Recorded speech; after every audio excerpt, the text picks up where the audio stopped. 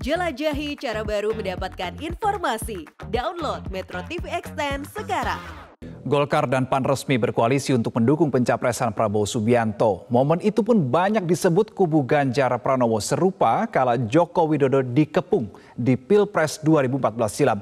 Benarkah dengan koalisi yang ramping, Ganjar akan seberuntung Jokowi di 2014? Atau sebaliknya, 2024 adalah waktunya Prabowo Subianto setelah 10 tahun menunggu? Sudah bersama kami Ketua Majelis Pertimbangan P3 Muhammad Romahur Muzi, Ketua Bapilu Partai Golkar Nusron Wahid, dan Direktur Eksekutif Indikator Politik Indonesia Burhanuddin Muhtadi. Selamat malam Gus Romi, Gus Nusron, Mas Burhan. Selamat malam. Selamat malam juga. Assalamualaikum Mas Burhan, Mas Nusron, dan seluruh pemirsa Metro TV. Baik. Saya ke Gus Romi terlebih dahulu. Gus, Ganjar ini membawa situasi pemilu 2014 ke konteks sekarang ya, menjelang pemilu 2024 hanya dari sisi komposisi partai. Ini ungkapan berbesar hati atau sebetulnya bisa dibilang bentuk kegusaran Ganjar, Gus? Tentu tidak ada kegusaran. Dalam politik itu kan perbedaan hal yang biasa. Yang pasti dalam politik adalah ketidakpastian. Karenanya kalau kita memotret politik Indonesia 2024 dari potret hari ini atau deklarasi kemarin, belum tentu itu akan menjadi kenyataan yang nanti didaftarkan di KPU pada bulan Oktober nanti. Jadi memang kalau bisa dikatakan pagi ini kita terlalu dini mengkomentari juga tidak tepat juga sebenarnya. Tetapi itulah dinamika. Jadi ya santai saja seperti yang disampaikan oleh Pak Oli tadi, dan itu biasa.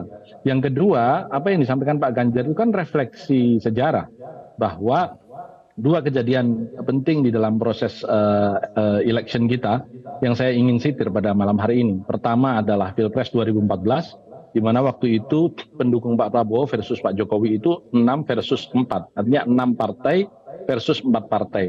Dan dari sisi jumlah maupun pada waktu itu Pak Prabowo juga memiliki seorang calon wakil presiden yang biasanya presiden yang sedang berkuasa, tetapi ternyata pada akhirnya angka-angka tidak bisa berbohong. Dia berbicara apa adanya dan qadarullah Pak Jokowi bisa memenangkan pertarungan pada waktu itu.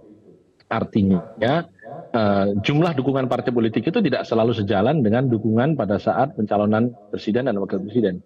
Yang kedua, meskipun bukan capres, tapi saya merujuk Pilkada DKI. Pada waktu Pak Fauzi Bowo periode kedua, didukung oleh 8 partai politik versus 2 partai politik. Pada waktu itu lagi-lagi Pak Jokowi yang ada di 2 partai politik itu, Gerindra dan PDI Perjuangan. Nyatanya Pak Jokowi juga menang. Gitu. Artinya sekali lagi menunjukkan bahwa dukungan maksimal partai politik sekalipun itu tidak selalu sebanding dengan dukungan pada saat pencapresan dan pencawapresan. Begitupun di beberapa pilkada kita bisa dapati bahwa bumbung kosong atau kotak kosong itu lebih diminati dibandingkan dengan calon yang ada. Di antaranya pilkada Kota Makassar sebelum yang terakhir. Itu terjadi. Artinya bagi kami tidak gentar sama sekali karena memang dukungan terhadap Mas Ganjar maupun capres-capres yang lain itu tidak selalu sejalan dengan dukungan atau jumlah dukungan partai politik pengusung. Baik. Itu yang pasti. Yang kedua, saya ingin menegaskan bahwa pertarungan ini masih lama, Belanda masih jauh, dan juga akan ada kontribusi dari calon wakil presiden yang nantinya duduk di situ. Sehingga potret hari ini yang digambarkan 3 kemungkinan calon presiden, yaitu Mas Ganjar, Pak Prabowo, dan Mas Anies, itu belum tentu juga akan menjadi cerminan, wah elektabilitas hari ini akan memotret elektabilitas 14 Februari 2024. Itu masih terlalu pagi. Baik, masih terlalu pagi soal elektabilitas. Tadi di awal Gus Romi Anda juga mengatakan komposisi koalisi juga terlalu pagi kalau dikatakan ini final. Artinya menurut Anda masih akan ada partai politik yang bergerak dari satu koalisi berpindah ke koalisi lain? Kalau menurut pantauan Anda, terawangan Anda Gus Romi? Ya, bisa saja, namanya politik. Ya, meskipun saya harus mengucapkan selamat kepada Mas Nusron ini yang sudah melabuhkan hatinya di Pak Prabowo. Tetapi sekali lagi komposisi partai politik itu final pada saat ditandatanganinya pendaftaran di KPU oleh Ketua Umum dan Sekretaris Jenderal. Sebelum itu semuanya belum bisa dikatakan final. Saya masih ingat sebagai pelaku sejarah pada tahun 2019, nama Kiai Haji Ma'ruf Amin sebagai Wakil Presiden Republik Indonesia, sebagai calon Wakil Presiden saat itu, hanya diputuskan 1 jam sebelum kita umumkan di salah satu restoran yang ada di Jakarta. Jadi memang juga bukan sesuatu yang membutuhkan waktu berbulan-bulan atau berminggu-minggu untuk kemudian memastikan itu akan menjadi hasil yang permanen. Jadi perubahan itu masih akan bisa saja terjadi.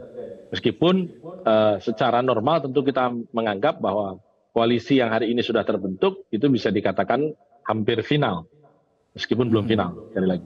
Oke, sebelum ada tanda tangan lengkap begitu ya, menurut kalau dari perspektif Gus Romi, kalau dari perspektif Gus Nusron, betulkah begitu Gus Nusron kalau di koalisi pendukung Pak Prabowo Subianto ada Gerindra, PKB, Golkar, PAN, kemudian ada juga Partai Non-Parlemen, PBB, betulkah koalisi itu masih terlalu pagi untuk dikatakan final untuk menuju pemilu 2024, Gus Nusron? Baik ya Pak Reno ya.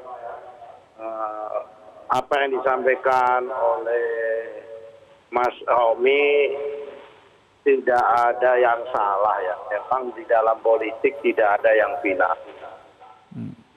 Tetapi minimal dengan adanya peristiwa hari Minggu kemarin minimal sudah ada tanda-tanda hilal yang nyata. Bahwa hilal itu sudah nampak. Minimal sudah ada statement resmi dari masing-masing ketua umum. Ibarat pernikahan itu sudah ada lama. Tinggal memang kawinnya saja yang belum nikahnya.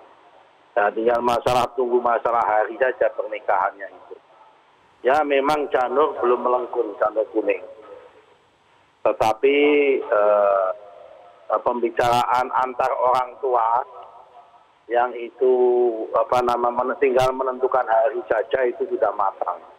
Jadi saya kira ini adalah sesuatu yang kita sambut positif, dan arahnya sudah jelas bahwa 4 partai ini sudah mengusung Pak Prabowo dan banyak sekali perbedaan-perbedaan yang terjadi antara 2014 sama tahun 2024 ini.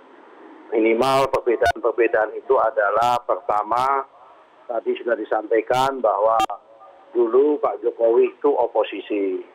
Kemudian sekarang Pak Ganjar itu tidak oposisi.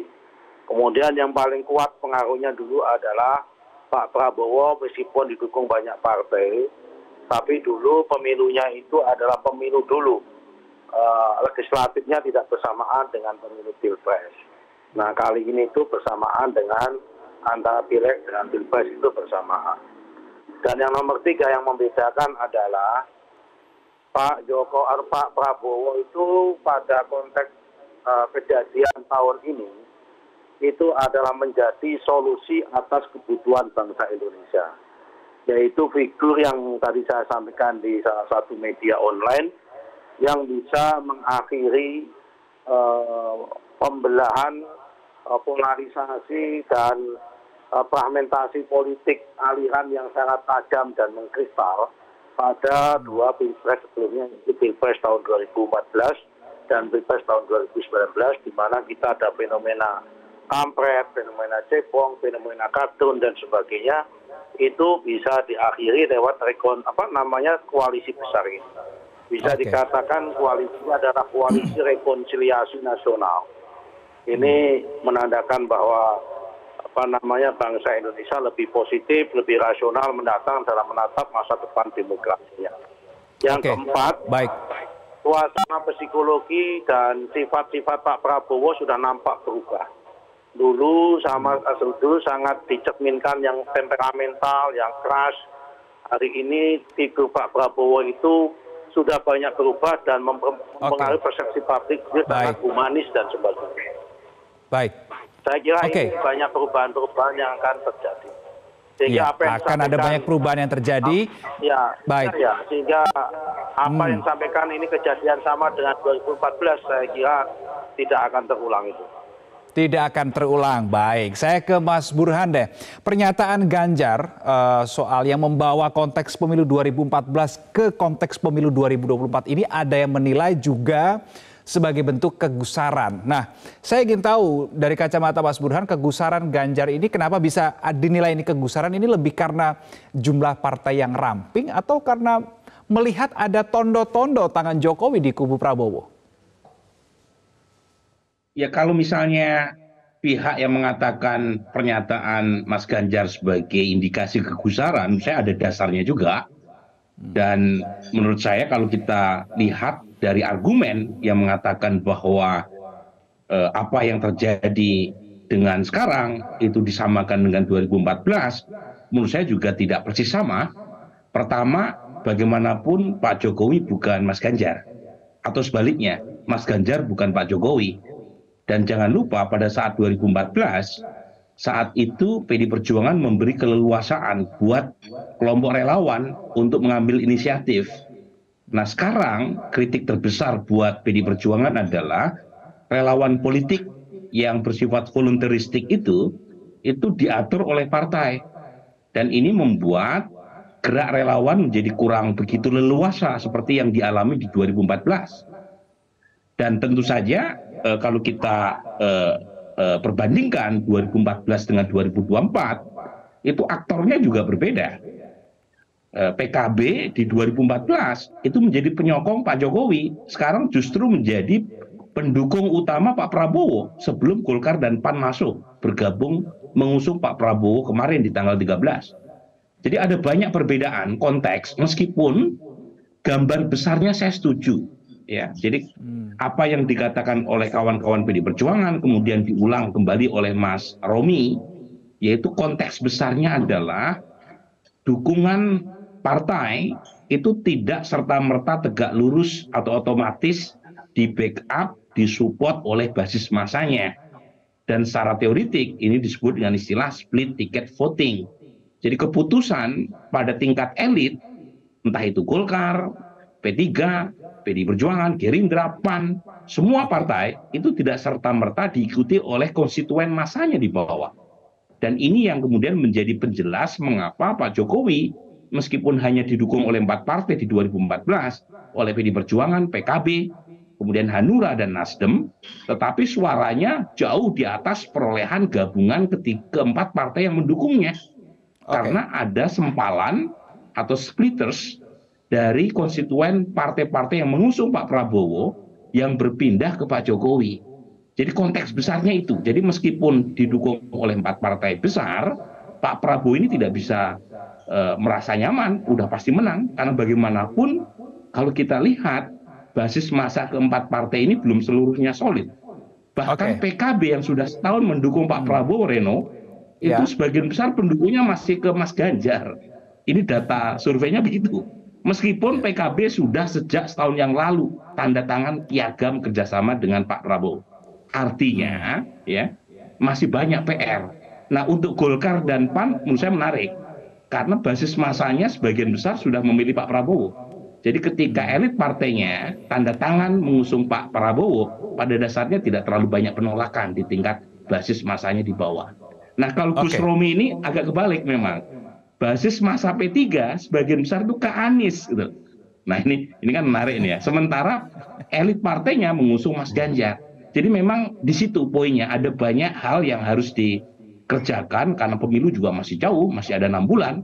Artinya Pak Prabowo tidak serta-merta menang karena bagaimanapun masih banyak hal yang harus dituntaskan, terutama menjelang 2024 nanti.